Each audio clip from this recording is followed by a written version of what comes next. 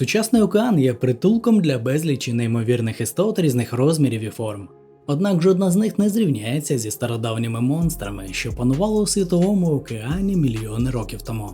Адже в той час наша планета мала дещо інший вигляд.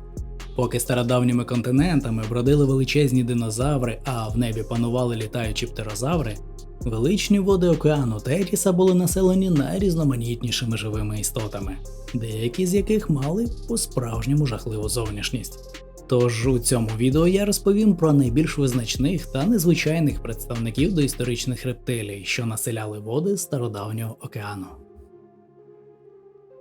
Іхтіозавр – загін водних рептилій, що мешкали з пізнього Тріасового по ранній крейдяний періоди та процвітали впродовж більшої частини мезозойської ери. Найпершим описаним іхтіозавром був протеозавр Еверарда Гома, описаний у 1819 році. На жаль, цей зразок був знищений під час Другої світової війни. Протягом 19 століття майже всіх викопних іхтіозаврів відносили до іхтіозавра, в результаті чого до 1900 року рід налічував понад 50 видів. Згодом ці види були перенесені в окремі роди або синонімізовані з іншими видами. Іхтіозаври є найбільш адаптованими до водного способу життя плазунами. Подібно до сучасних китоподібних, таких як кити і дельфіни, іхтіозаври також дихали повітрям. Унікальні характеристики, пов'язані з водним способом життя, спостерігаються вже у найдавніших відомих іхтіозаврів. До таких пристосувань належить подовжена морда, дуже великі очі, перетворені на плавники кінцівки і сильно увігнуті хребці. Всі відомі види ніколи не вибиралися на сушу, а їх місцем існування були води морів і океанів. Особливості життя іхтіозаврів відбилися і на способі їх розмноження. Оскільки вибиратися на сушу для відкладення яєць вони не могли, тому для них характерним було саме живонародження. У процесі еволюції кінцівки іхтіозаврів адаптувалися для життя у воді, проте на відміну від дельфінів і китів, у них було вертикальне розташування лопата й хвоста. Найбільший вид іхтіозаврус самарсетенсіс має довжину 3 метри. Інші ж види були набагато меншими, загалом досягали довжини від 1,5 до 2,5 метрів. Іхтіозавр мав дуже великі круглі очі, які мали кістковий захист навколо кожного ока. Розміри очей у різних видів іхтіозаврів були різними, інколи доволі великими, до 20 см у діаметрі. Цей факт говорить про те, що ящір полював і вночі. При дослідженні останків іхтіозавра були виявлені сліди скупчення нервів і судин на кістках черепа. Це вказує на те, що у нього були свого роду рецептори, схожі на бічну лінію у риб. Шкіра ящера не мала луски, ймовірно була покрита слизом для зменшення тертя води об тіло при русі на високих швидкостях. Існує думка, що деякі види були добре пристосовані для глибокого пірнання, подібно до сучасних китів. Також яких-небудь свідчень про забарвлення шкіри іхтіозаврів не збереглося, але є припущення, що в них був чорний верх тіла і світлий низ, що було прекрасним камуфляжем, призначеним для полювання. Адже іхтіозаври були хижаками, різнилися за розміром і жили так довго, що ймовірно могли полювати на найрізноманітніших представників морської фауни. У деяких ранніх іхтіозаврів були зуби, за допомогою яких вони харчувалися молюсками – монітами, наутилоїдами і кальмарами. Дуже схоже на те, що вони також харчувалися рибою. А в частини більших видів були важкі щелепи та зуби, які показують, що вони харчувалися дрібнішими рептиліями. Найбільшим представником ряду іхтіозаврів, описаний за виявленими скам'янілостями, був рід шонізавр з пізнього Тріасу полярної Канади. Перші рештки шонізаврів виявили шахтарі, які видобували золото і срібло в Шошонських горах на території американського штату Невада. Робітники були вкрай здивовані, помітивши серед гірської породи щось абсолютно незвичайне – хребці стародавніх рептилій. Коли про незвичайну знахідку стало відомо вченим, роботи в шахті припинилися. Натомість на їхньому місці розгорнули великомасштабні розкопки. У Шошонських горах палеонтологи виявили 37 скелетів шонізаврів. Останки законсервували для майбутнього вивчення. У 1970 році на місці розкопок було відкрито національний парк, а у 1977 році шонізавр став офіційним викопним символом штату Невада. Усі шонізаври з Невади належать до єдиного виду – Шонізаврус популяріс. Довжина цих рептилій коливається від 13 до трохи більше 15 метрів, а вага найбільших зразків за життя сягала від 30 до 40 тонн. А от у 1991 році в Британській Колумбії на березі тайгової річки Сікані було виявлено залишки гігантського іхтіозавра. Розкопки під керівництвом Елізабет Ніколс тривали з 1998 по 2003 рік. Великі труднощі становила доставка монолітів з кістками з настільки віддаленого району. Для цього навіть використовували вертольоти. У 2004 році гігант був описаний, і ним виявився новий вид шонізавра – Шонізаврус сикененсіс. Цей іхтіозавр досягав щонайменше 21 метра у довжину. Збережена частина черепа була завдовжки 1,5 метра, тоді як після реконструкції череп складав би близько 3 метрів завдовжки. Мав дуже вузький і подовжений тулуб, а найбільші особини мали ребра трохи менше 2 метрів завдовжки, незважаючи на відстань понад 7 метрів між плавниками. Гігантський шонізавр походить з формації пардонет норійського віку. Він молодший за невадських шонізаврів і показує тенденцію до збільшення розмірів цього роду до кінця Тріасу. Шонізаври вселяли страх одними своїми розмірами, але на ділі не могли завдати великої шкоди. У них були слабкі зуби, якими не можна було дрібнити кістки, панцирі чи раковини водних тварин. Тому палеонтологи припускають, що шонізаври їли переважно м'якотілих молюсків. Шонізаври добре бачили в темряві, тож могли полювати вночі або на дуже великій глибині, куди не проникають сонячні промені. Вони прочісували околиці в пошуках здобичі в будь-який час доби. Швидше за все, підтримувати енергію в такому великому тілі було нелегко, тому шонізаври практично весь час були зайняті полюванням. Іхтіозаври існували протягом майже всього мезозою від 250 до 90 мільйонів років тому. Найбільшого розквіту досягли в юрський період, поки в крейдяний період їх не змінили плезіозаври. У крейді кількість видів іхтіозаврів різко знизилася. Лише один рід платиптеригіуси дожив до початку пізньої крейди. Передбачається, що глобальне потепління, яке відбувалося всередині крейдяного періоду, призвело до збіднення киснем океанічних вод, що в свою чергу призвело до аноксидної катастрофи і вимирання іхтіозаврів, які, на жаль, не пристосувалися до змін клімату.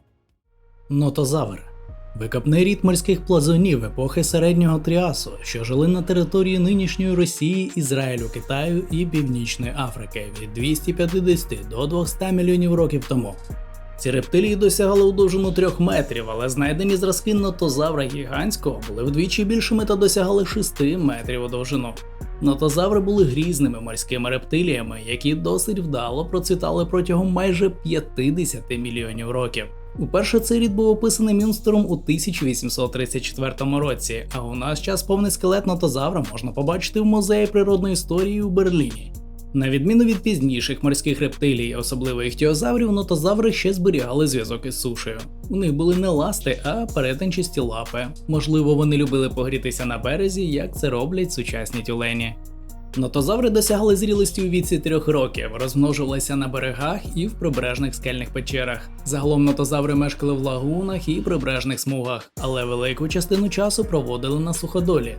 Скам'янілий зародок нотозавра, виявлений у Швейцарії, свідчить про те, що інші нотозаври розмножувалися, відкладаючи яйця у прибережний пісок, як сучасні морські черепахи. Тому в такий спосіб вони були тісно пов'язані з сушею. Будучи холоднокровним, як і усі його родичі, він мало споживав кисню, що давало йому змогу залишатися під водою кілька хвилин. Ніздрі в нього розміщувалися посередині морди, і коли він пірнав, вони закривалися шкірними клапанами. Нотозаври харчувалися іншими морськими рептиліями і рибою, яка складала більшу частину їхнього раціону.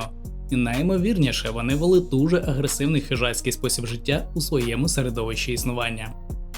Нотозавр був найбільшим представником свого роду. Тіло, шия і хвіст у цих рептилій були довгі та гнучкі, в той час як м'язистий хвіст допомагав при плаванні. Кінцівки були перетинчасті з 5 довгими пальцями, які могли використовуватися як для пересування по суші, так і для плавання. А от череп нотозавра був подовжений та плаский, який мав довгі щелепи, оснащені гострими щепними зубами, що представляли грізний капкан для спійманої риби. Незважаючи на те, що нотозавр мало відомий широкому загалу, він є однією з найважливіших морських рептилій у літописі скам'янілостей. Вчені вважають, що одна з еволюційних гілок нотозаврів дала початок плезіозаврам, групі цілком морських рептилій, до яких ми і переходимо далі. Отже, плезіозаври – це ряд морських мезозойських плазунів великих розмірів з кінцівками, перетвореними на ласти та довгою шиєю. Плезіозаври жили на землі протягом усього юрського і крейдового періоду від 205 до 65 мільйонів років тому.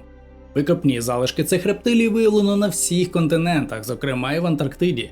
Виділяють 2 підряди плезіозаврів – довгошиїх плезіозавроїдів і короткошиїх пліозавроїдів. Вони мали невелику голову на довгій шиї і коротке оптічне і могутнє тіло. Деякі представники загону досягали неймовірних розмірів від 15 до 20 метрів.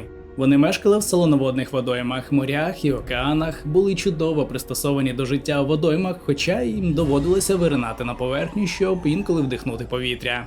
Плезіозаври здебільшого харчувалися молюсками і рибою. Деякі плезіозаври часом могли ловити і птахів, і навіть літаючих ящерів. Один із виявлених палеонтологами довгошиїх плезіозаврів зберіг у ділянці шлунка залишки своєї останньої трапези – труп літаючого ящера, кістки риби і раковину аманіта. Найбільші плезіозаври були еласмозавриди, як от представники родів моуїзавр, загін великих пізньокрейдових плезіозаврів родини еласмозаврів, що мешкав у морях Нової Зеландії близько 77 мільйонів років тому. Моуїзавр названий на честь Мауї, героя міфів і вірувань новозеландських народів Маорі. За легендою, Мауї був велетним напівбогом, який своєю величезною силою підняв острови з морського дна, навчив людей ловити рибу і вести сільське господарство. Мауїзавр є однією з небагатьох новозеландських доісторичних істот, і тому він дуже популярний в Україні. Перші скам'янілі кістки цього плезіозавра були знайдені Юліусом Гастом 1870 року на південному острові Нової Зеландії, недалеко від Кентербері.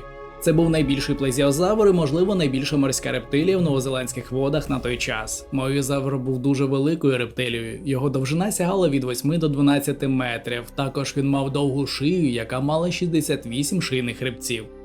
Мауїзавр був типовою морською рептилією, що мешкала в морях і океанах нашої планети мільйони років тому, та володів бездоганною адаптацією до водного середовища. Як і в інших плезіозаврів, у нього було довге струнке тіло з численними хребцями, що давало змогу рухатися пластично.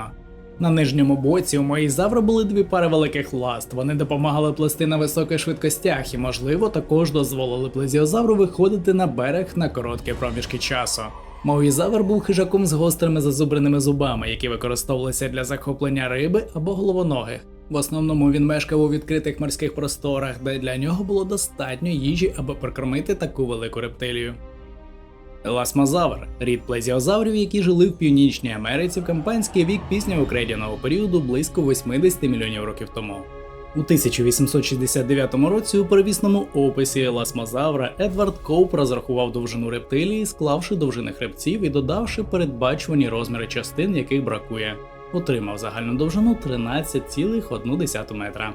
Проте 1952 року американський палеонтолог Семюел Велс запропонував переглянути оцінку до 10,3 метра. Еласмозавр мав оптічне компактне тіло, довгі кінцівки, що нагадують весла, короткий хвіст, пропорційно невелику голову і надзвичайно довгу шию. Адже представники цієї родини мали найдовші шиї серед плезіозаврів. Наприклад, у еласмозаврів вона в 14 разів перевищувала довжину голови та мала приголомшливих 7 метрів у довжину. Надзвичайно довга шия складалася з 76 шийних хребців, що є унікальною рисою для плезіозаврів. Усупереч раннім зображенням, їхні шиї не були дуже гнучкими та не могли утримуватися високо над поверхнею води. Невідомо, для чого слугували їхні довгі шиї, проте, можливо, вони виконували функцію в харчуванні рептилії. Еласмозаври, як і усі плезіозаври, були добре пристосовані до життя у воді. Їхні тіла мали оптічну форму, а довгі плавники вказували на те, що вони були активними плавцями. Дослідження 2015 року показало, що плезіозаври пересувалися переважно за допомогою передніх ласт, тоді як задні виконували функцію стабілізаторів і забезпечували маневреність. Інше дослідження, проведене 2017 року, показало, що задні ласти створювали на 60% більше тяги і були на 40% ефективнішими, коли їхній рух поєднувався з роботою передніх ласт. Центр ваги тварини знаходився позаду передніх ласт через вагу її довгої шиї. Це означало, що піднімати голову і шию над водою можна було тільки на мілководді, де еласмозавр міг спиратися тілом на дно. Найімовірніше, голова і шия виконували роль рульового механізму, спрямовуючи передню частину тіла, що своєю чергою задавало рух решті частини тіла. Вони могли бути активними хижаками в пелагічній зоні, адже діапазон рухливості шиї еласмозавра давав йому змогу використовувати різні способи полювання, зокрема й придонну пасовочну поведінку. У цьому випадку тварина плавала близько до дна і використовувала свою шию і голову, щоб викопувати здобич з молу. Їхні великі черепи, міцні щелепи та довгі зуби свідчать про те, що вони могли полювати на здобич довжиною від 30 см до 2 метрів. Вміст шлунків викопних зразків підтверджує, що елосмозавриди могли харчуватися акулами, рибами та головоногими молюсками. Плезіозаври з'являлися в багатьох художніх творах. Перша книжка, в якій було згадано представника цього роду, була «Подорож до центру землі» Жюля Верна, де зустрічається саме довгошиїй плезіозавр. А от у фільмах плезіозаври головним чином постають гігантськими кровожерливими монстрами. Найзнаменитіша кінокартина, що найбільше запам'яталася публіці, був японський фільм жахів «Легенда про динозавра». Мав успіх у глядачів і британський пригодницький фільм «Земля забута часом». Елосмозавр з'являється у фільмі «Кінг-Конг» 1933 року, де його зобразили як змієподібну істоту, що нападає на Конга в його печері на горі черепа. Проте більш правильно вони були представлені в телесеріалі BBC «Прогулянки з динозаврами». Щодо пліозаврів, нехай вони і досягали дещо меншої загальної довжини, ніж плезіозаври, проте мали значно більшу масу тіла. Отже, пліозаври мали глобальне поширення протягом тривалого відрізку часу з середини юрського до початку крейдяного періоду Європи та Південної Америки. Більшість європейських видів пліозаврів сягали 8 метрів завдовжки і важили близько 5 тонн, але пліозавр Росікус та пліозавр Функей були одними з найбільших пліозаврів усіх часів, перевищуючи 10 метрів завдовжки. Пліозавр Функей відомий з двох дуже фрагментарних скелетів з архіпелагу Шпіцберген, Норвегія. У 2009 році через великий розмір новий вид був названий Хижак Ікс, отримав широке висвітлення в засобах масової інформації, які проголосили його найстрашнішою твариною, яка коли-небудь плавала в океані, яка досягала 15 метрів у довжину та важила більше 20 тонн. Голова пліозавра була великою і масивною, адже вони мали потужні черепи завдовжки від 2 до понад 2,5 метрів. Великі розміри тіла і тригранні зуби, які передбачають хижацькі звички рептилії. Дані проведених досліджень підтверджують тенденцію зниження довжини нижньої щелепи після пізньоюрського періоду. Це може бути пов'язано з адаптацією до харчування на велику здобич. Одним укусом своїх потужних щелеп пліозаври дробили кістки і перекушували тулуб морських мешканців. Мабуть, гігантські пліозаври були вищими хижаками і харчувалися великою рибою та іншими водними хребетними, яким не пощастило зустрітися з цією рептилією.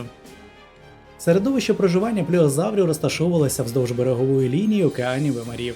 Тіло пліозавра було витягнутим і гнучким, що дозволяло йому легко пересуватися у воді. Пліозавр мав дві пари плавців. Передні плавці були великими і служили для маневрування і утримання рівноваги у воді. Задні плавники були менш розвиненими і використовувалися головним чином для швидкого пересування вперед. Пліозаври могли переслідувати і полювати на свою здобич як у відкритому морі, так і на дрібнішу рибу і тварин у найближчій прибережній зоні. Немає прямих викопних решток пліозаврів як доказу того, як жили і полювали пліозаври – поодинці чи групами. Деякі палеонтологи припускають, що ці види могли жити групами, оскільки їхня поведінка відповідала б поведінці сучасних морських рептилій. Пліозавр був лютим і вкрай успішним хижаком та перебував на вершині харчового ланцюга з середини юрського до початку крейдяного періоду. Проте пліозаври відчували сильну конкуренцію з боку інших морських хижаків. На той момент уже стародавні акули становили жорстку конкуренцію для пліозаврів. Окрім акул, серйозний тиск на них у крейдяному періоді чинила й нова група морських рептилій – мозазаври. Рід вимерлих плазунів підродини мозазаврові усього мали 10 видів, мешкали під час пізньої крейди від 85 до 65 мільйонів років тому. Першими залишками, що стали відомими науці, був фрагментарний череп із крейдяного кар'єру в Санкт-Пітерсберзі, Нідерланди, знайдений у 1764 році. Більшість відомих видів населяли теплі мілководні моря, широко поширені в пізньому крейдяному періоді. Мозазаври були великими морськими рептиліями. Загальна довжина представників цього роду коливалася від 10 до 17 метрів. Найбільший з відомих видів мозазавр Гофмана досягав довжини понад 17 метрів. Наразі найбільший публічно виставлений скелет мозазавра знаходиться на палеонтологічній виставці в Мордені, в Канаді. Це зразок на прізвисько Брюс, довжиною близько 13 метрів. Череп у мозазавра був клиноподібний, масивний, морда й паща були дуже витягнуті. На кожній щелепі малося членування, що дозволяло розширювати пащу, засіяну гострими зубами. Тулуб мозазавра був кремезний, а замість лап були незвичайні широко розставлені ластоподібні плавці, що складалися з великої кількості фаланг. Також у мозазавра був сплющений в вертикальному розрізі хвіст, який він використовував для пересування у воді. А свої подовжені кінцівки мозазавр, подібно до весел, використовував як підводні крила, допомагаючи йому маневрувати.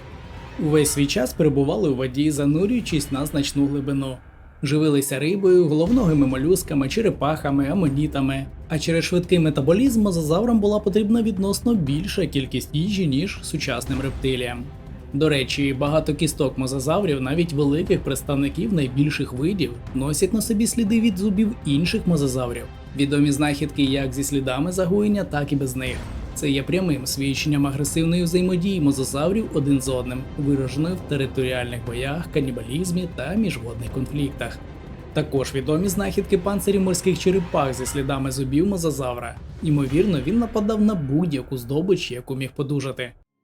Незважаючи на численні викопні рештки різних мозазаврів, що походять з усього світу, про їхній шкірний покрив було відомо небагато. Проте є кілька зразків, які зберігають скам'янілі відбитки луски. А от забарвлення луски мозазаврів було невідомим до 2014 року, поки не було виявлено меланіни в скам'янілій лусці мозазаврида виду тилозавр. Дослідження показали, що він найімовірніше мав темну дорсальну поверхню тіла і світлішу вентральну, приблизно як сучасна біла акула. Через свою спеціалізацію мозазаври дуже сильно відрізнялися від сучасних ящерок. Будова їхніх внутрішніх органів більше нагадувала будову китоподібних. Вони були живородними та мали високі темпи обміну речовин. Ймовірно, були ендотермічними і підтримували постійну температуру тіла незалежно від зовнішнього середовища. Мозазаври є історично одним із найвідоміших родів рептилій з пізньокрейдових морських відкладень. Низка видів цього роду була описана з 5 континентів – Європи та Північної Америки, а також Африки, Нової Зеландії та Японії. Мозазаври зайняли багато екологічних ніш у морях крейдяного періоду. Головним чином ніші активних хижаків великих і середніх розмірів. Протягом останніх 20 мільйонів років крейдяного періоду мозазаври витіснили всіх своїх конкурентів в особі великих ламноподібних акул і останніх пліозаврів і стали домінуючими морськими хижаками свого часу. Зникли ж ці дивовижні рептилії разом з динозаврами і птерозаврами внаслідок масового вимирання наприкінці крейдяного періоду, що сталося 66 мільйонів років тому. А на цьому все. Тож я дякую всім за перегляд. Сподіваюсь, вам сподобалось це відео. Тож я з вдячністю очікую на вашу підтримку у вигляді коментарів та вподобайок. Бажаю всім гарного дня та мирного неба над головою. До нового відео, друзі!